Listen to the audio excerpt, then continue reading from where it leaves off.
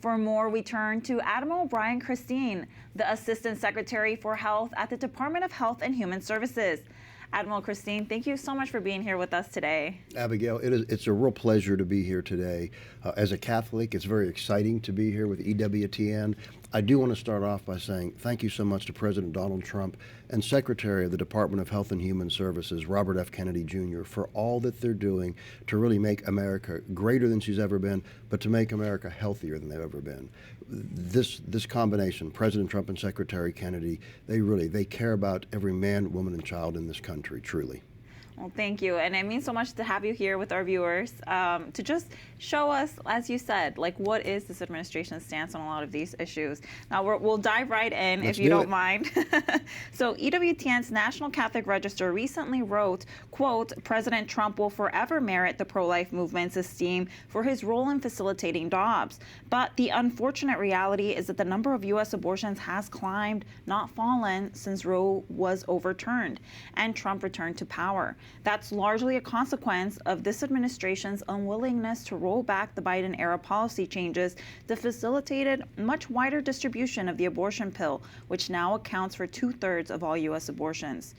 Admiral Christine, what do you have to say to pro-lifers who are concerned about the widespread availability of mifepristone? No, I understand that concern, and I want to tell you that when the Dobbs oral arguments were going on, I stood with the Catholic Medical Association. We physicians from all over the country, we stood in our white coats in front of the Supreme Court as the arguments were going on, and we were a mighty force that day, and we are still a mighty force. Regarding the mifepristone question, the commissioner of the FDA, Dr. Marty McCary, has certainly committed to doing a review of the safety of mifepristone. I want you to know that study is ongoing. Data is being collected, so that is ongoing. Oh, that's comforting to hear. Now, late last year, news that the FDA approved a generic version of mifepristone came out. The reports were quite a blow to those who are fighting for the unborn. Do you have any updates on the production of this generic drug, and can anything be done to limit or even stop it? No, and I don't have any updates except to say again that review is ongoing because we want to make sure we have the best data about the potential harm of mifepristone so that women can make truly informed consent decisions. If women are considering using that drug, they need to understand what the implications may be. The study is ongoing, data is being collected. Commissioner McCary is doing that.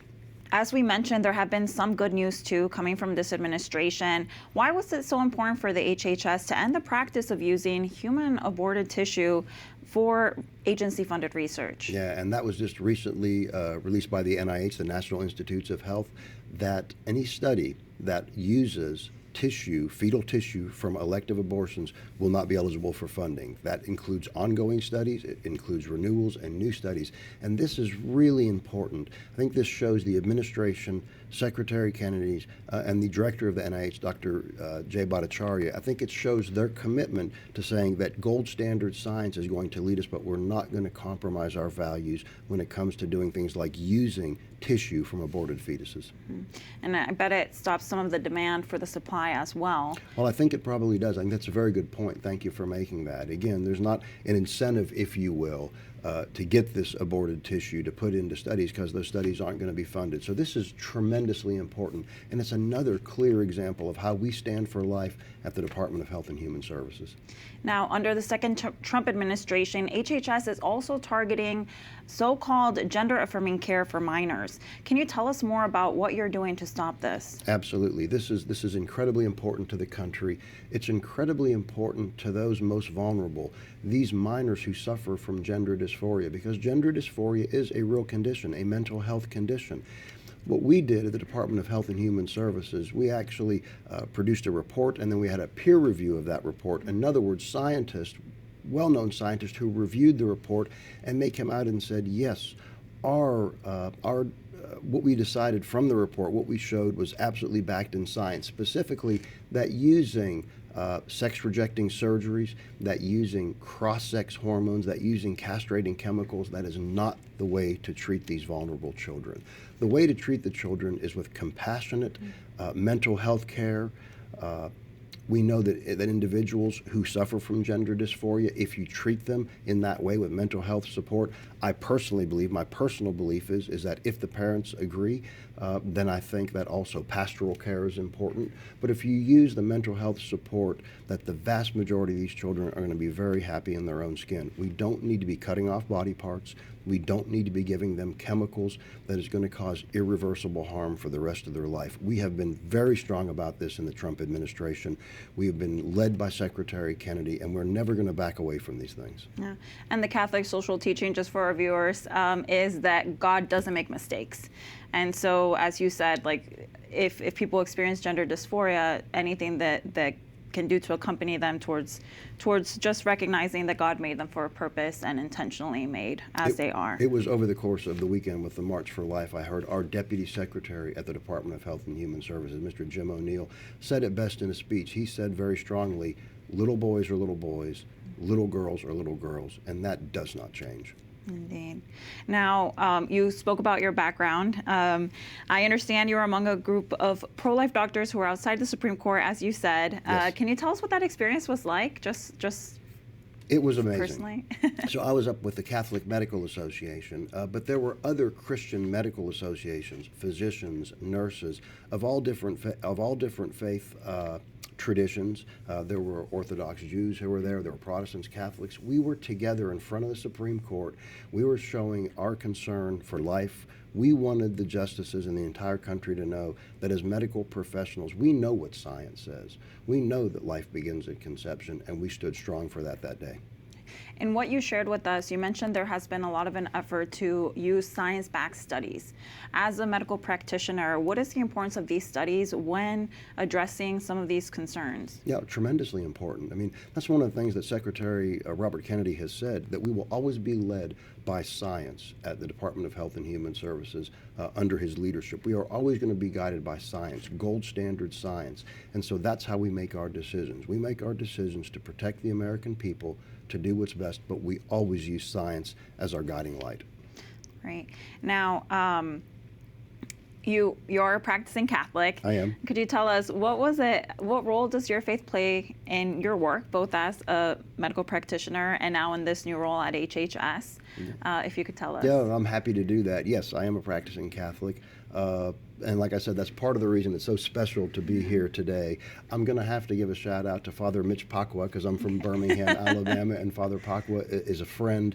He is a mentor. He is a wonderful confessor, but he's a wonderful priest. And so, Father Mitch, I hope you're watching. But no, my Catholic faith guides me. Every decision that I make, of course, I don't set my faith aside at the door as I enter this position or as I practiced as a physician. And that's one of the things, again, that President Trump and Secretary Kennedy have been so strong on, which is conscience protections. Again, we are not going to allow healthcare practitioners to be disparaged or be discriminated against because of their faith, right? If there's something that your truly held belief is, says, I can't participate in abortion, we're not going to let you be discriminated against. In this administration, again, under President Trump, under Secretary Kennedy, we faithful don't have to check our faith at the door to practice medicine or science. Amen. And so what was it like for you to receive the call to serve in this role, and what did you take into consideration when you accepted it? So I am a urologic surgeon by training. I went to medical school at Emory University in Atlanta, and then I did my residency at the University of Alabama at Birmingham, which is the medical arm of the University of Alabama system. That's how I got to Birmingham. I did my urology training. I joined a urology group, and I specialized really in men's health. That was kind of my area. And after the election, I really wanted to serve in this administration. I wanted to try to do what I could do to advance health care. I did reach out and placed I placed my CV as an application to the transition team. I went through some phone interviews, and then I got asked to interview with Robert F. Kennedy Jr., which was incredibly thrilling itself. I did that interview. That went well. I had several other interviews, and then I interviewed at the White House with the Presidential Personnel Office. And I was told, they said, listen, they said, Mr. Kennedy likes you. President Trump will make the final decision. I was nominated by President Trump and then confirmed by the Senate. And so I'm here in this position. And I'd like to tell you a personal story, if that's okay. Please do. When I had my interview at the White House, kind of the last interview, Yes. they escorted me outside the White House, and they said, listen, Robert F. Kennedy, Secretary Kennedy likes you. President Trump will make the final decision. You'll hear from us. And so I wanted to go pray. And so I walked to the Cathedral of St. Matthew. which of course is the seat of the Archdiocese of Washington, D.C. And I'd never been in that cathedral. And I walked in, I wanted to go pray before the altar, before the sacrament, before the tabernacle. I walked down the central aisle, and there, before the high altar, at the end of the aisle, is a disc in the floor that says, "This is where the body of John F. Kennedy laid in state." President Kennedy. I didn't know that. So I knew I was on hallowed ground. And I just prayed. I said, "Lord, let me serve this president. Let me work with Robert F. Kennedy Jr., who's so inspiring to me." And here I am. And that's beautiful. Thank you for sharing that very personal story. Are there any saints or patrons that you have that guide you in your work? There are. I'm devoted. I don't have a patron saint. I have a whole cloud of witnesses, right? I have a whole cloud of saints because I need them. I'm really devoted to St. Peter, because St. Peter, the apostle, I've made so many mistakes in my life. I've fallen so many times. But, you get back up, and St. Peter could deny the Lord, and yet there he is, the rock of the church, the first pontiff, the first holy father. So inspiring to me. St. Thomas More, who really stood strong to serve in government and yet ultimately did what was right, and he paid the ultimate price. St. Thomas More, I ask him to pray for me all the time. And then a particular blessed at this point, more recently, Blessed Clemens von Galen. He was the Archbishop of Münster in Germany in the 1930s and 40s. He was known as the Lion of Münster because his homilies against the Nazi T4 program, which was the euthanasia of those the Nazis considered undesirable for life or life unworthy of life. He preached such strong homilies against the T4 program that the Nazis ultimately stopped that program. And I think in this day and age, as we see euthanasia unfortunately rear its head and become such a problem in other countries like Canada and becoming more of a problem in the U.S., I've really adopted Blessed Clemens von Galen as one of my patrons. He was made a cardinal by Pope Pius after World War II, died a few months later. He is blessed, but his homilies, to read them, are amazing. And perhaps you've heard of Sophie Scholl and the White Rose Society. He actually, his homilies caused Sophie Scholl and her brother to begin to stand up against the Nazi regime. They ultimately were beheaded. They were executed for standing up against the regime, but they credited Archbishop Clemens von Galen as being an inspiration to them. So I think at this time, as euthanasia again is becoming so much more of a problem, I really look for prayers and for intercession from Blessed Clemens von Galen. Amen. Wow, what a wonderful patron. We'll have to look more into him and share his story with our viewers. Is there anything that HHS is working on that has to do with euthanasia or physician-assisted suicide? We're certainly concerned. I have put together an op-ed that's been submitted. We'll see if it gets published, but it's dealing with euthanasia. In Canada, it's become a leading cause of death. We have states in the United States who have adopted resolutions, or adopted rather, governors have signed bills allowing euthanasia. Governor Pritzker most recently in Illinois. It is an incredible problem. This is something that really goes against the inherent dignity of every man, woman, and child. Committing euthanasia, saying that we're simply going to take those who we consider life unworthy of life. You don't have to go back far, Nazi Germany, to see those comparisons. So we take it very seriously, and I know we're going to be devoting effort toward addressing that as well and speaking about those things in the future. Thank you. Now, Admiral Christine, is there anything you would like to share with the pro-life community about anything HHS is working on that we might not be aware of? No, so at HHS, we support life. There's no question about that. We understand that fertility rates are falling. We want to support young families. We want to support those who want to have families. We want to make sure that everything we do is done through the lens of good science and is truly oriented toward the good of every man, woman, and child in this country. To those who stand for life, I stand for life. It's very important to me. One of the things about Secretary Kennedy is he recognizes the inherent dignity of every man, woman, and child in this country. I'm tremendously respectful of that. So, individuals who stand for life, stand strong. You're right. We have seen things go since the Dobbs decision. Perhaps maybe we weren't quite ready for that. Maybe it had been so long with Roe versus Wade that we were caught a little bit on our heels. But stand strong and continue to do what you do, and know that at the Department of Health and Human Services, President Trump, Secretary Kennedy, we stand for life. We stand for what's right for the American people to keep us healthy. Admiral Brian, thank you so much for being here with us today, and thank you for the work that you do. Please count on our prayers. No, I was gonna ask that. Please pray for us at the Department of Health and Human Services, and thank you so much.